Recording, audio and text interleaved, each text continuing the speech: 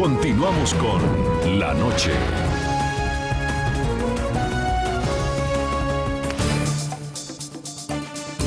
Continuamos en el programa La Noche. Mi artículo fracasó. Esa fue la conclusión del actor estadounidense Sean Penn tras el revuelo que generó a nivel mundial su entrevista con el Chapo Guzmán. El artista acusó al gobierno mexicano de ponerlo en la mira del cartel de Sinaloa y señaló que su intención era reabrir el debate sobre la política de la guerra contra las drogas.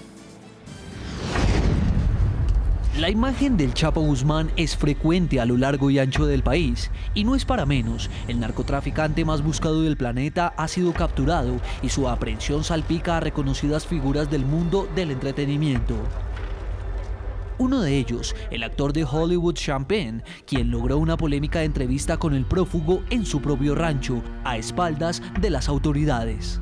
Sin embargo, el revuelo causado por el trabajo periodístico de Penn al parecer no era lo esperado por el artista, por lo menos así lo aseguró a un reconocido medio estadounidense.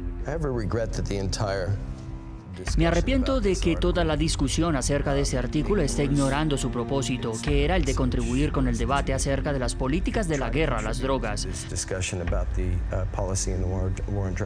Todo lo que sucede alrededor de El Chapo es parte de la agenda noticiosa a nivel mundial. Su mito en el oscuro mundo de la droga se ha construido a lo largo de los últimos 25 años, ya sea por sus excentricidades, el dinero, la corrupción, las mujeres y la violencia.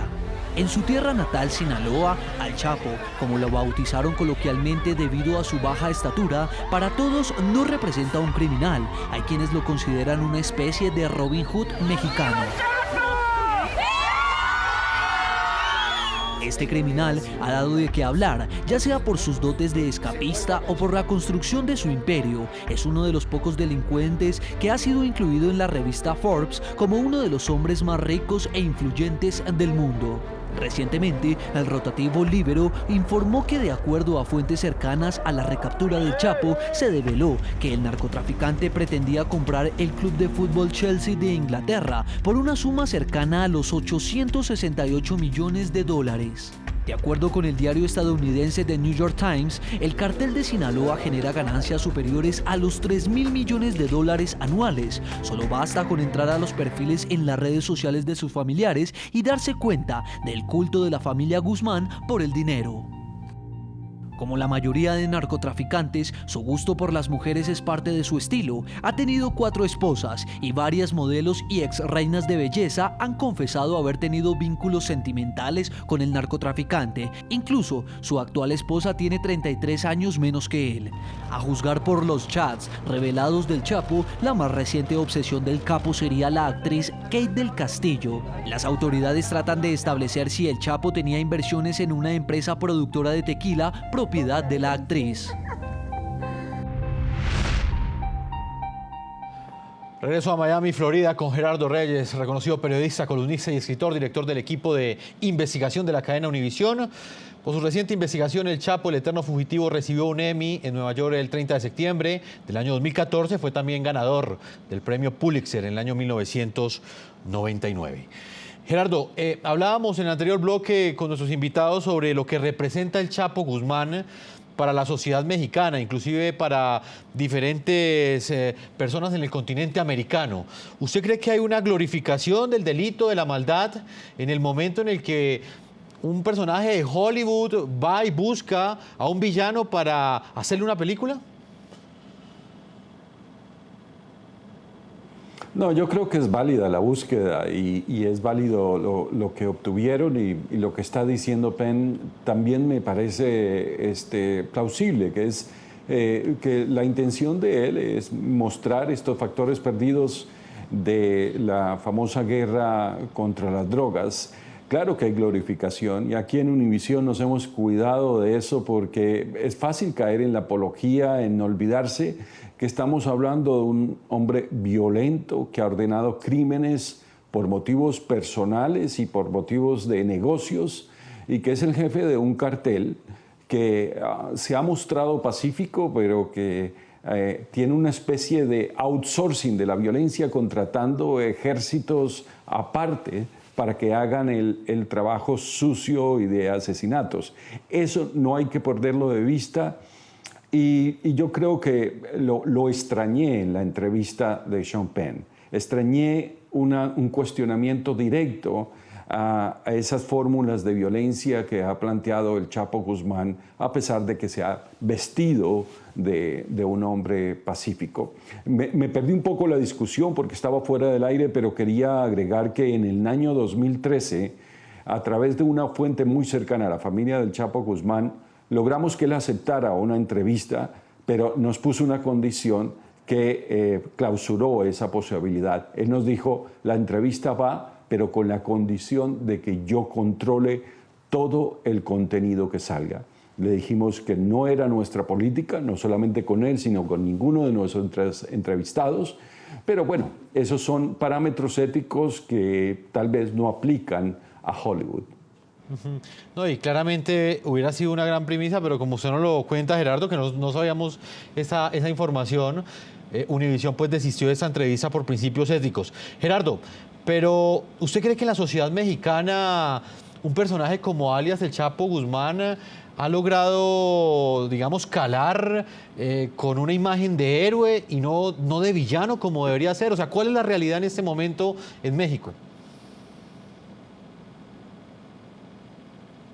Bueno, es la misma tendencia que vimos en Colombia con Pablo Escobar. En este caso, el Chapo Guzmán se ha vendido como una persona que ayuda mucho a la gente. Yo tuve oportunidad de visitar la zona de Badiraguato, La Tuna, donde el Chapo Guzmán creció y se hizo rico con la marihuana y la cocaína y todos sus productos. Y la verdad tengo que decirlo que ahí no se refleja. Esa zona no refleja que ahí vive el hombre más rico de México, uno de los más ricos.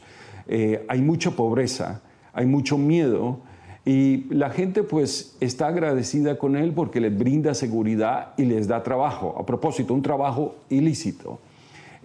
Tratamos de explorar ese sentido del Chapo Guzmán y a través de las fuentes él nos dijo que a él nunca le habían dado nada cuando era pobre y él si iba a dar algo era a cambio de trabajo o de contribución en seguridad y ese es el binomio, la alianza que hay en esta zona y que le permitió vivir como fugitivo durante tanto tiempo.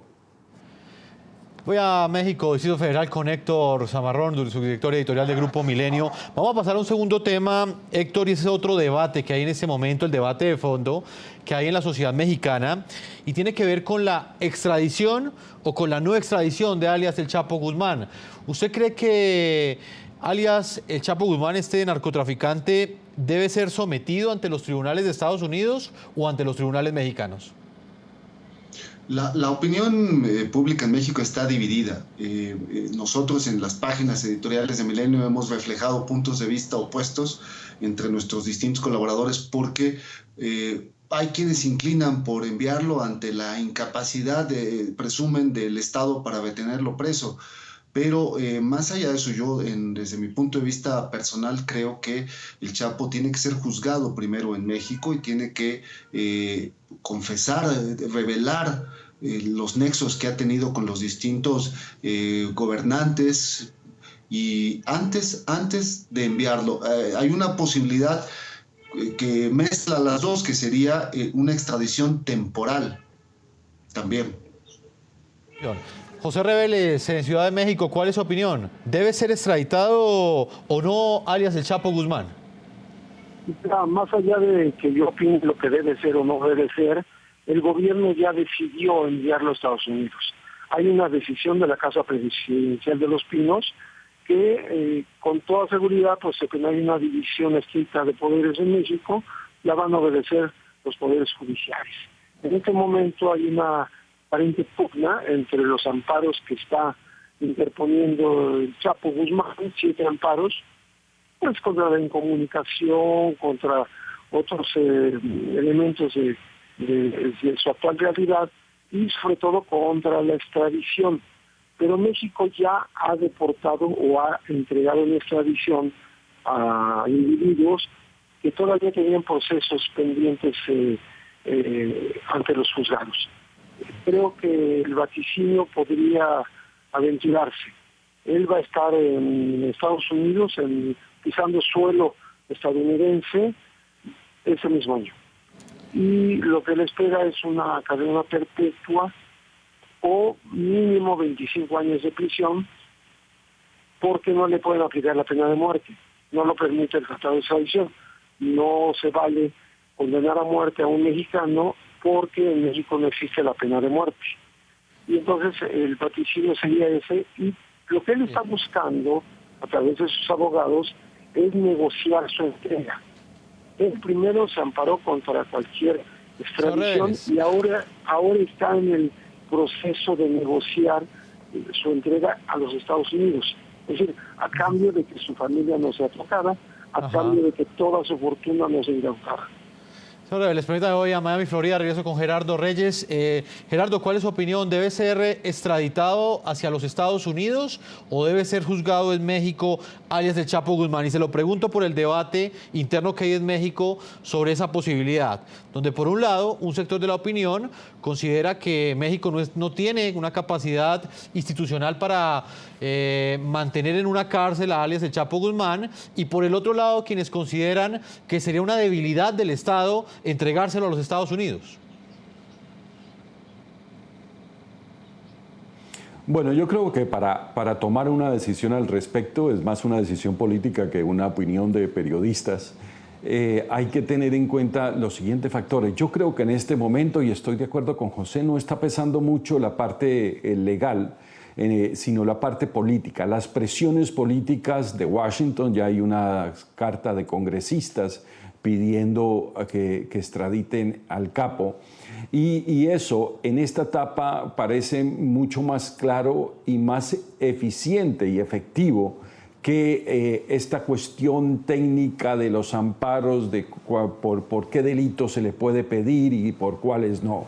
Así que es una decisión que va a tener que tomar el presidente, y estoy de acuerdo con que él se puede quitar eso de encima y además estar menos expuesto a que el Chapo empiece a utilizar las cartas de lo que él sabe, ¿no? Es que no hay que olvidar que este es un narcotraficante que ha tenido una vida funcional muy larga, más de 20 años en el narcotráfico. Ustedes se imaginan la cantidad de nombres de funcionarios militares, policías, empresarios que han trabajado para su organización, no solamente para el narcotráfico, sino para el lavado de dinero. Y a propósito, el señor Penn decía que el Chapo Guzmán le dijo que no solamente había empresas que le ayudaban en esa actividad de lavado de activos en México, sino también en Estados Unidos. Así que en este momento es más un proceso político que un proceso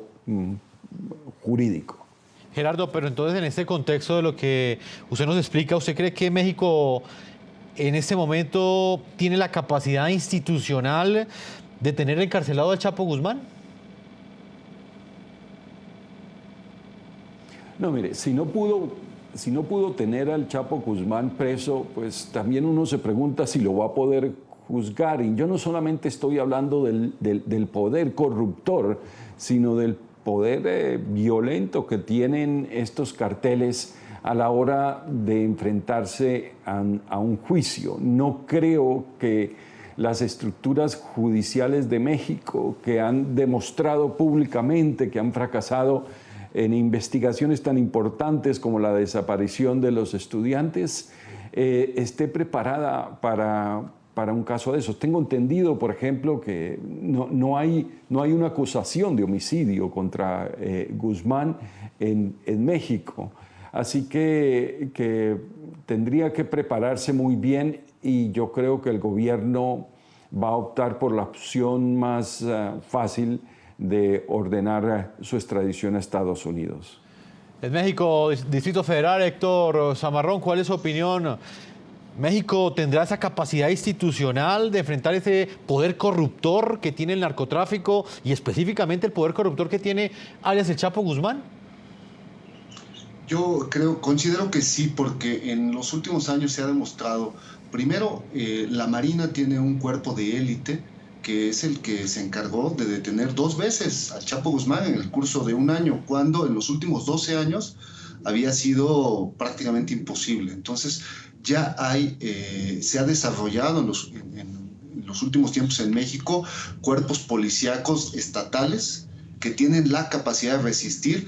Por ejemplo, cuando el Chapo logró fugarse del cerco que le tendió la Marina, fueron 2 policías de caminos los que resistieron la oferta de empleos y dinero y empresas para la eternidad y optaron por detenerlo, por un lado. Por otro lado, el Estado no podría pasar la vergüenza de una tercera fuga, así que han reforzado la cárcel. Sin embargo, pues habrá que esperar la decisión judicial que se tome en los próximos meses. Yo no soy tan optimista como mi colega José Reveles y creo que más que el presidente, aquí sí creo que vale respetar la independencia de los poderes y será decisión de las Cortes mexicanas si el Chapo va o no a purgar una parte de su condena allá en Estados Unidos. Sí, será una decisión que finalmente deben tomar la institucionalidad mexicana. Héctor Zamarrón, le agradezco el tiempo que usted le ha concedido al programa La Noche en NTN 24. Gracias a ustedes y un gusto compartir con los colegas Gerardo y José Reveles. José Reveles, muchas gracias por haber estado con nosotros de Distrito Federal. Muy buenas noches, mucho gusto en saludarles. Vamos a hacer una segunda pausa comercial. Ya cuando entremos en la parte final continuaremos con Gerardo Reyes dialogando del impacto que ha tenido esta recaptura de alias El Chapo Guzmán y, por supuesto, el debate sobre si debe ser extraditado a los Estados Unidos o si, por el contrario, debe responder ante los crímenes que cometió en México ante precisamente el sistema judicial mexicano. Una pausa y ya regresamos a la parte final de este programa La Noche. Ya regresamos con La Noche.